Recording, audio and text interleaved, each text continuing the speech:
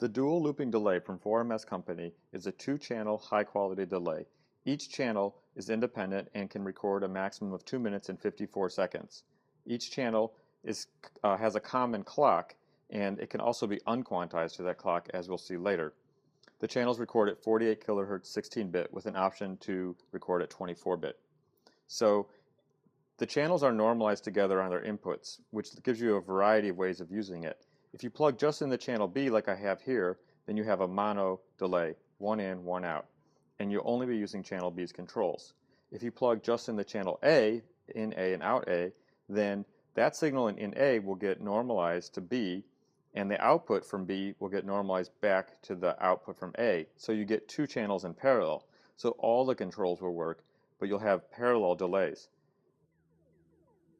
Here we have just one channel patch so we can hear just what one channel sounds like. We'll start off that way. The time knob controls the amount of time between the echoes, or the loop time. You can see they go to the rate of this light. If I turn this down, turn the knob up, the time gets longer.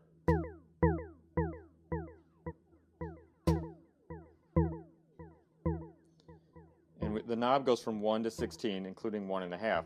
That represents 1 to 16 bars, or beats, as indicated by the speed that this is flashing. You can run an LFO into here, or a clock, to have it sync to that, or with an LFO you have a continuous knob. You can control the speed, so that's another option. You also have clock out, which is the master clock out that you've tapped or run in, and you also have a loop clock out, which is basically this light here, flashing at the same speed as this light.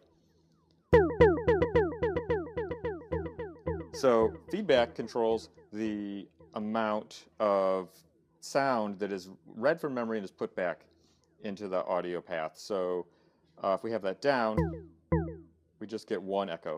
If we turn it up, we get more, and they fade away. Feedback's basically how quickly they fade away.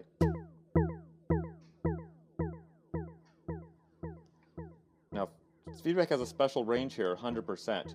It's larger, if you look closely at the panel, it's larger than the other dashes around the knob.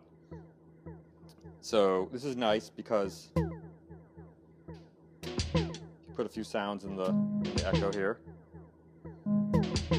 they'll stay there. So I'm just layering sounds on top.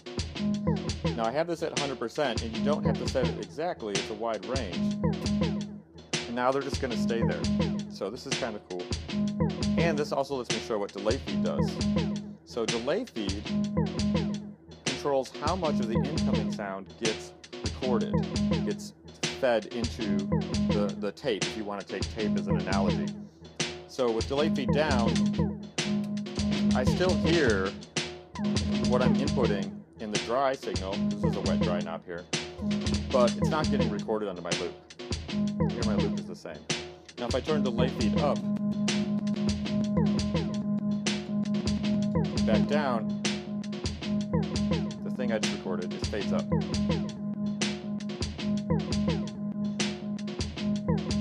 So yeah, delay feed's really nice. You can of course control that with the CV jack here. An envelope is a great thing. If you had a sound, you can patch an envelope into there that gets triggered at the same time the sound is made to have it lay down, for instance. Delay feed works kind of like a VCA on the input. Mix is a wet-dry control. Dry is just what's coming in input, and wet is obviously what's in the loop or what's in the feedback path.